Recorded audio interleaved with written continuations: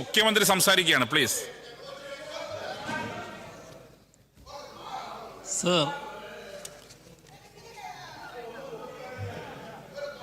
ഇവിടെ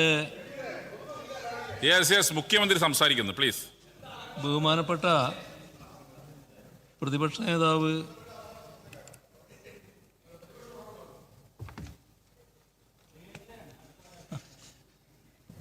ഇന്ന് സാധാരണ നിലയിൽ പ്രതിപക്ഷ നേതാവ് വരാത്തത് കൊണ്ടുള്ളൊരു വിഷമം എൻ്റെ നേരെ തീർത്തിട്ട് കാര്യമില്ല. എൻ്റെ ഒരു സാധാരണ ഫോമിൽ അദ്ദേഹം ആയില്ല എന്ന് എനിക്കിങ്ങനെ തോന്നിക്കൊണ്ടിരിക്കുകയായിരുന്നു. അപ്പം അത് നിങ്ങൾക്കും തോന്നിയിട്ടുണ്ടാവും. ആ വിഷമം എൻ്റെ നേരെ തീർക്കരുതെന്ന് മാത്രം. അതിനെന്താ കാരണം എന്നുള്ളത് നിങ്ങൾ തന്നെ പരിശോധിച്ചാൽ മതി. ഇവിടെ അദ്ദേഹം ചില കാര്യങ്ങൾ ഇവിടെ പ്രസക്തമായ രീതിയിൽ പറയുകയുണ്ടായി. അത് നമ്മുടെ കേരളത്തിൽ വിലക്കയറ്റം നിയന്ത്രിക്കാൻ സംസ്ഥാന സർക്കാരിൻ്റെ ഭാഗത്ത് നിന്ന് യാതൊരു ഇടപെടലും ഉണ്ടാകുന്നില്ല, മാർക്കറ്റിൽ ഇടപെടുന്നില്ല എന്നൊക്കെയാണ് അദ്ദേഹം പറഞ്ഞത്. സർ, അത് കേരളത്തിലെ ജനങ്ങളാകെ അനുഭവിച്ചറിയുന്നൊരു കാര്യമാണ്. കാരണം വിവിധ ഘട്ടങ്ങളിൽ നമ്മുടെ നാടിൻ്റെ ഭക്ഷ്യസാധനങ്ങളുടെ വിലക്കയറ്റം നിയന്ത്രിക്കുന്നതിനായുള്ള ഫലപ്രദമായ മാർക്കറ്റ് ഇടപെടലാണ് നടത്തിപ്പോരുന്നത്. അതിൽ മാതൃകാപരമായ പ്രവർത്തനം സിവിൽ സപ്ലൈസ് കോർപ്പറേഷൻ നടത്തുന്നു. നമ്മുടെ സഹകരണ മേഖലയിൽ കൺസ്യൂമർ ഫെഡും ഒരു പരിധിയോളം ചെയ്യുന്നു. ഇവിടെ സിവിൽ സപ്ലൈസ് കോർപ്പറേഷന് കാര്യങ്ങൾ നിർവഹിക്കാൻ കഴിയുന്നത് ആവശ്യമായ പിന്തുണ സർക്കാർ നൽകുന്നതിൻ്റെ ഭാഗമായി തന്നെയാണ്. എന്നാൽ സർക്കാരിനെ പ്രയാസത്തിലാക്കുന്ന ഒട്ടേറെ നീക്കങ്ങൾ നമ്മുടെ കേന്ദ്ര ഗവൺമെൻറ് ഭാഗത്ത് ഉണ്ടായിട്ടുണ്ട് എന്ന് എല്ലാവർക്കും അറിയാം. ഒരു തരം സാമ്പത്തിക ഉപരോധം ഏർപ്പെടുത്തുന്ന രീതിയിലാണ് കാര്യങ്ങൾ നീങ്ങിയത്.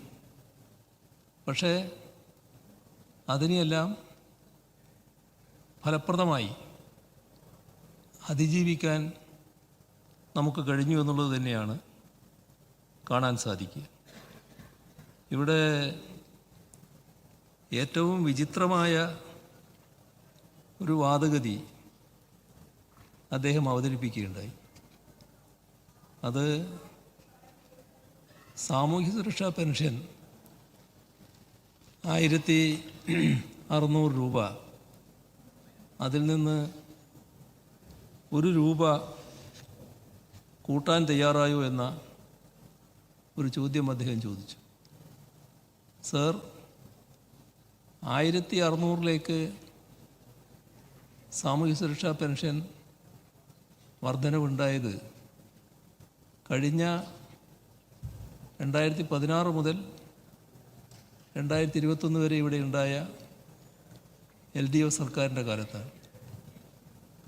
സാമൂഹ്യ സുരക്ഷാ പെൻഷൻ്റെ തന്നെ കാര്യത്തിൽ നിങ്ങൾ എത്ര കണ്ട് കുറ്റകരമായ സമീപനമാണ് സ്വീകരിച്ചത് എന്നത് ഞാൻ പ്രത്യേകമായി ഓർമ്മിപ്പിക്കേണ്ട കാര്യമുണ്ടോ? ഇവിടെ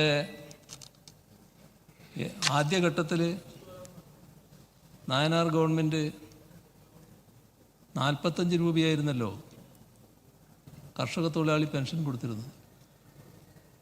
അന്ന് അതിനെ എത്ര ശക്തമായി അത് ഉൽപ്പാദനക്ഷമതയുള്ള കാര്യങ്ങളല്ല എന്നൊക്കെ പറഞ്ഞ് ആക്ഷേപിക്കാൻ തയ്യാറായിരുന്നു എന്ന കാര്യം ഓർക്കുന്നത് നല്ലതാണ്.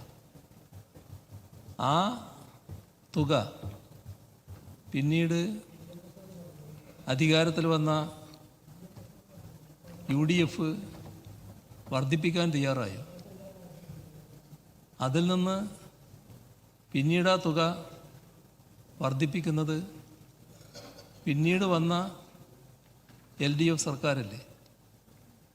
LDF സർക്കാർ വർദ്ധിപ്പിച്ച ആ തുകയിൽ നമ്മൾ 2016 വരെയുള്ളൊരവസ്ഥ നോക്കിയാൽ 2080 മുതൽ 2016 വരെ എടുത്താൽ ഇടവിട്ട് രണ്ട് മുന്നണികളും ഭരിക്കുകയാണല്ലോ ചെയ്തിരുന്നത്. പിന്നീട് വന്ന UDF ഗവൺമെൻറ് അതിലേതെങ്കിലും വർധനവ് വരുത്തിയോ? സർ, ഇവിടെ കാണേണ്ടത് ആകെ ഈ കാലയളവിൽ വർധനവ് വരുത്തുന്നത് 2016 മുൻപുള്ള ടേമിലാണ്. 2016 മുൻപുള്ള ടേമിൽ വർധനവ് വരുത്തിയപ്പോൾ 500 രൂപയുണ്ടായിരുന്നത് 600 രൂപയാക്കി. ആ വർധനവ് കടലാസിലായിരുന്നു, അത് കൊടുത്തിരുന്നില്ല. സർ, ഇവിടെ കുറച്ചുകൂടി പിറകിലോട്ട് പോയാൽ 2006 ഞങ്ങൾ LDF ഗവൺമെൻറ് അധികാരത്തിൽ വരുമ്പോൾ അന്ന് ചെറിയ സംഖ്യയാണ് കൊടുക്കാനുണ്ടായിരുന്നത്.